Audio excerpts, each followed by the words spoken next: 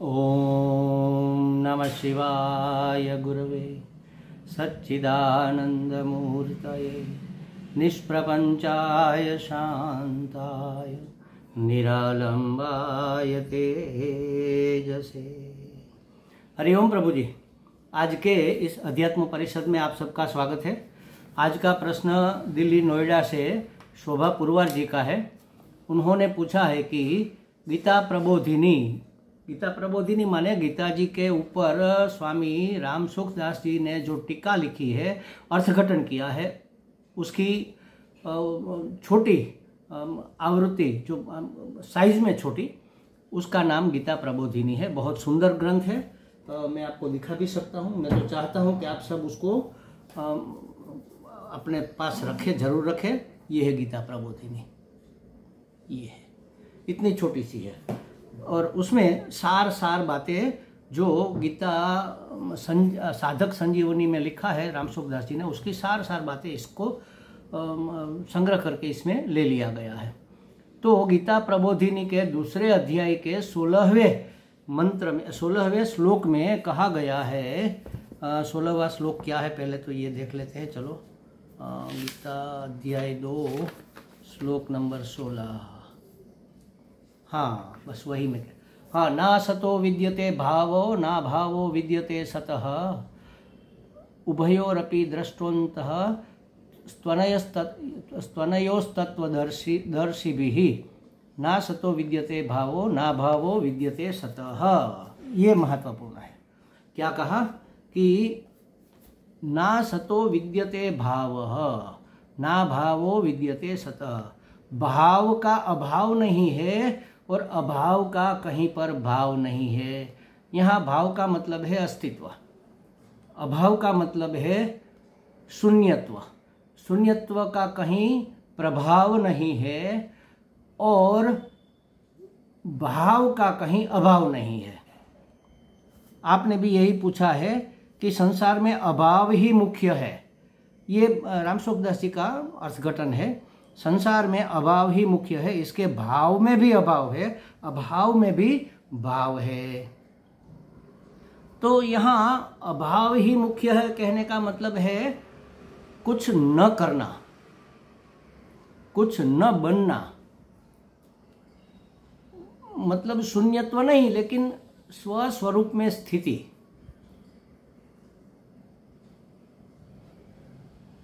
भाव माने अस्तित्व, अभाव, अस्तित्व माने होना, भाव माने होना, अभाव माने नहीं होना।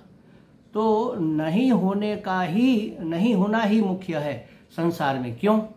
क्योंकि वास्तव में संसार प्रतिभास है, अध्यारोप है, परमात्मा के ऊपर किया गया अध्यारोप। जैसे रज्जु में हम सर्प का अध्यारोप करते हैं, रज्जु में कोई माला का अध्यारोप करता है, कोई भू छिद्र का अध्यारोप करता है, कोई जलधारा का अध्यारोप करता है।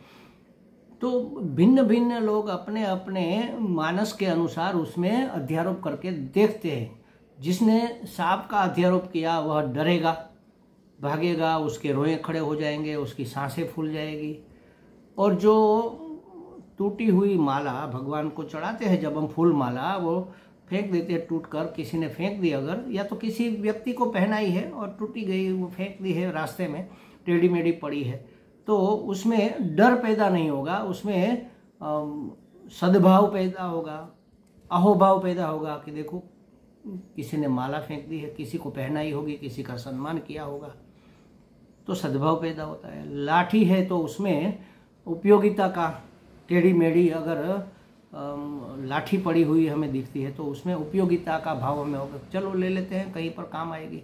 या तो कि कोई बूढ़े बाबा की लाठी टूट गई है तो वो उठाने का प्रयत्न करेगा, तो चलो ये हमारे लिए टेका हो गया। तो अलग अलग वस्तु का अध्यारोप हमारे अंदर अलग अलग भाव पैदा करता है, अलग अलग प्रभाव पैदा करता है। संसार में वास्तव में कुछ है ही नहीं, अगर होता तो उसको मिटाने की बात होती। ऐसा पंचदशी में भी कहा है कि ये है ही नहीं वास्तव में, ये अध्यारोप है, समष्टि का अध्यारोप है, समष्टि का स्वप्न है, समझ लो।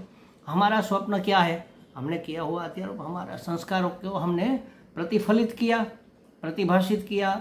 निद्रा और जागृत के बीच में जो स्थिति होती है स्वप्न की, उसमें पूरी सृष्टि हम पैदा कर देते हैं। वास्तव में वहाँ कुछ होता नहीं। बड़े बड़े हाथी, बड़े बड़े पहाड़, लंबी लंबी नदियाँ, गंगा जी, हरिद्वार, ऋषिकेश, सब हमारे स्वप्न में आते हैं। कहाँ पर समाएंगे? हम तो अपने कमरे में अपने बेड पर पड़े हैं। इतने बड़ा हिमालय हमारे कमरे में कैसे आ गया? तो ये स्वप्न है व्यष्टि का, उसी तरह ये संसार समष्टि का स्वप्न है। तो वास्तव में क्या है? अभाव ही मुख्य है। और जो भाव दिख रहा है, जिसका होनापन दिख रहा है, वो भी अभाव में ही जा रहा है। एक छोटी सी सुंदर कहानी में बताता हूँ। कहने का मतलब ये है कि भाव अभाव दोनों मिथ्या भी नहीं है, दोनों सत्य भी नहीं है। परमात्मा तो इन दोनों से अतीत है। भाव और प्रभाव से, होना पर न होना पर, होनापन और न होना पर, इन दोनों से परमात्मा अतीत है। इससे भी ऊपर जो चीज है वह परमात्मा है। होनापन भी हमारा अध्यारोप है, न होना पर भी हमारा अध्यारोप है। अध्यारोप माने कल्पना है हमारी। परमात्मा होने न होने में समाने वाली कोई वस्तु नहीं है, कोई पदार्थ नहीं है। एक छोटी सी हंसी मजाक कह लो, ऐसी एक बात, लेकिन बहुत समझने जैसी कहानी है, एक कथा है, एक आख्यायिका है। मैं आपको सुनाता हूँ, आपको इससे स्पष्टता हो जाएगी। एक बार मैंने शायद कही भी थी। एक गांव में सत्संग चल रहा था और कहीं से चातुर्मास के लिए बड़े महात्मा कोई आए थे और बड़े वेदांती थे, मतलब अद्वैत वेदांत में मानने वाले थे। लोगों को वेदांत की बातें सरल भाषा में समझा रहे थे, लोगों को भी समझ में आ रही थी बातें, और बड़े आनंद से लोग आकर्षण से खींचे चले आ रहे थे। एक आदमी आया, उसने सुना चातुर्मास में, या तो ज्ञान यज्ञ कह लो, 10-12 दिन उस महात्मा का सत्संग चला। वो आदमी सुनता रहा, उसको बड़ा मजा आया, उसको बातें बड़ी समझ में आई। उसको लगा कि यही करना हमारे लिए जीवन सार्थक्य है। अंतिम दिन पर वह महात्मा को मिला कि महात्मा जी, मुझे बताइए, मुझे क्या करना चाहिए? मुझे तो लगता है कि मुझे ये करना चाहिए, मुझे वो करना चाहिए, मुझे सेवा करनी चाहिए, मुझे भक्ति करनी चाहिए, मुझे ज्ञान प्राप्त करना चाहिए, मुझे क्या करना चाहिए, आप बताइए। तो कौन से मंत्र का मैं जाप करूं, कौन से मंत्र में मैं स्थिति कर लूं? तो महात्मा ने बताया कि एक काम करो, तुम ये सोहम मंत्र जपो और उसमें अपनी स्थिति रखो। सोहम, वही मैं हूँ, वही मैं हूँ। वही माने परमात्मा, परमात्मा ही मैं हूँ, ईश्वर ही मैं हूँ, परमात्मा ही जीवात्मा है। सोहम जपो। तो उसने जपना शुरू कर दिया, सोहम सोहम सोहम सोहम। सही है, कोई गलत चीज़ नहीं है, बहुत सुंदर चीज़ है, सबसे उत्कृष्ट वस्तु है। थोड़े दिनों के बाद कोई एक भक्त महात्मा आए, सगुण साकार को मानने वाले। 10 दिन उसका प्रवचन चला। वो आदमी फिर से प्रभावित हो गया। उसने कहा, अरे हाँ, परमात्मा की तो ये सब लीला चल रही है और हमें तो उसको शरणागत होना है। हम क्या कर रहे हैं? हम अपने आप को अलग मान रहे हैं, अपने आप को अपना अहंकार पुष्ट कर रहे हैं। हम कैसे? हम तो उसके अंश है। तो गया महात्मा के पास लास्ट डे कि महाराज हम क्या करें? किसी ने हमें कहा है कि सोहम जपो, लेकिन हमें आपकी बातें सही लगती है अब, क्योंकि सब भगवान की लीला हमें दिखने लग गई है 10 दिन सत्संग सुनने के बाद। तो उसने कहा, ठीक है, उस मंत्र को मिटाने की जरूरत नहीं है। सोहम में आप एक शब्द और लगा दो, आगे दा लगा दो, दासोहम, मैं भगवान का दास हूँ। उसने कहा, हाँ ये ठीक है, वो पहले वाले मंत्र का अपमान भी नहीं होगा और नया मंत्र हो जाएगा। दासोहम दासोहम दासोहम, ये जप करने लगा और उसी तरह से अपना जीवन भी जीने लगा, अपने व्यवहार में भी उतार लिया। फिर से वो महात्मा अद्वैत वेदांती वाले आ गए। तो 10 दिन उसने बड़ी सृष्टि के सर्जन की और परमात्मा की और आत्मा की और जीवात्मा की सब बातें सुनाई, परिच्छिन्नता की, अस्तित्व की, भाव की, अभाव की, प्रभाव की, सब बातें अच्छे से सुनाई। वो आदमी प्रभावित हो गया फिर से, और उसको लगा कि अरे हम तो गलत कर रहे हैं, हमने तो वो मंत्र छोड़ दिया, ठीक नहीं किया। चलो महात्मा से पूछते हैं। फिर से गया, महाराज जी आपने बताया था सोहम, लेकिन इस आपके बाद एक महात्मा आए, उसने हमें दासोहम करवा दिया। अब हमें लगता है कि सोहम ही ठीक था, तो हम क्या करें? तो उस महात्मा ने कहा कि चलो दासो हम, उसने दिया है मंत्र, उसके मंत्र को मिटाना ठीक नहीं है, एक शब्द आप और लगा दो, आगे स लगा दो, सदा सोहम, सदा सोहम। अर्थ वही हो गया, सोहम का ही अर्थ हो गया, मैं नित्य सोहम हूँ, पहले भी था, आज भी हूँ, कल भी हूँ, नित्य परमात्मा, नित्य शुद्ध बुद्ध मुक्त अखंड एक रस सच्चिदानंद घन परमात्मा हूँ, इसका यही अर्थ होता है। तो सदा सोहम वो जपने भी लगा और मानने भी लगा। और थोड़े दिन गए तो फिर से एक भक्त महात्मा जो पहले आए थे वही आ गए, और उसने ऐसी ऐसी भगवान की लीला की बातें बताई, ऐसे ऐसे भगवान के पराक्रम, भगवान के वीर्य, भगवान का ऐश्वर्य, भगवान की करुणा, भगवान की दया, भगवान की कृपा, ये बातें बताई। वो आदमी फिर से प्रभावित हो गया और उसको अफसोस होने लगा कि अरे हमने ये क्या कर दिया, भगवान को छोड़कर हम सदा सोहम करने लग गए। बिना भगवान की करुणा, बिना भगवान की कृपा के कैसे हो सकेगा। गया महात्मा के पास, महाराज जी हम तो गलती कर बैठे हैं, दूसरी बार भी, अब आप बताओ क्या करें। उसने कहा कि वो आगे वाला सदा सोहम, आगे वाले महात्मा का मंत्र मिटाना ठीक नहीं है, आप सदा सोहम के आगे एक शब्द और लगा दीजिए और एक दा लगा दीजिए, दास दासोहम, मैं तो आपके दास का भी दास हूँ, दास दासोहम, दास दासोहम, दास दास। इतना नम्र हो जाओ कि हम तो आपके दास के भी दास है भगवान, आपके दास के भी दास के रज के समान है, उसके भी सेवक है।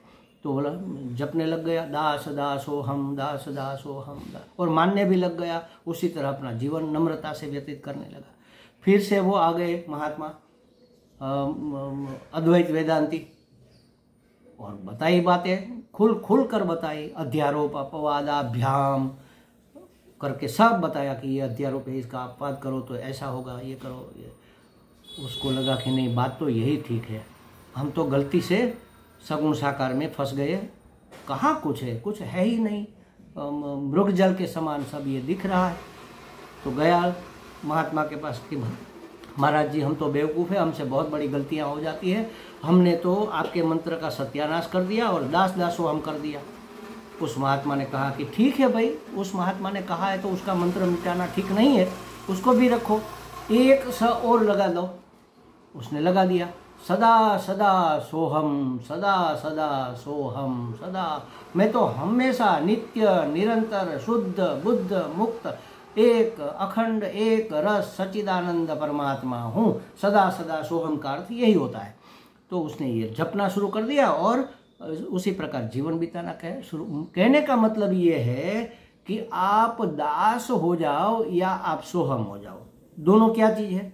दास हो जाना माने ना कुछ हो जाना, मैं कुछ भी नहीं हूँ, मेरे सामर्थ्य में ही कुछ नहीं है, मैं संपूर्ण परमात्मा को समर्पित हो गया हूँ, मैं संपूर्ण परमात्मा के शरणागत हूँ, बस ये शून्य हो जाओ या सब कुछ हो जाओ। सोहम, मैं ही हूँ, अहम ब्रह्मास्मि, मैं ब्रह्म हूँ, ब्रह्म माने सब कुछ, मेरे सिवा, मेरे अपने सिवा यहाँ कुछ भी नहीं है, मुझे मेरी मस्ती कहाँ लेके आई, ये हो गया सोहम।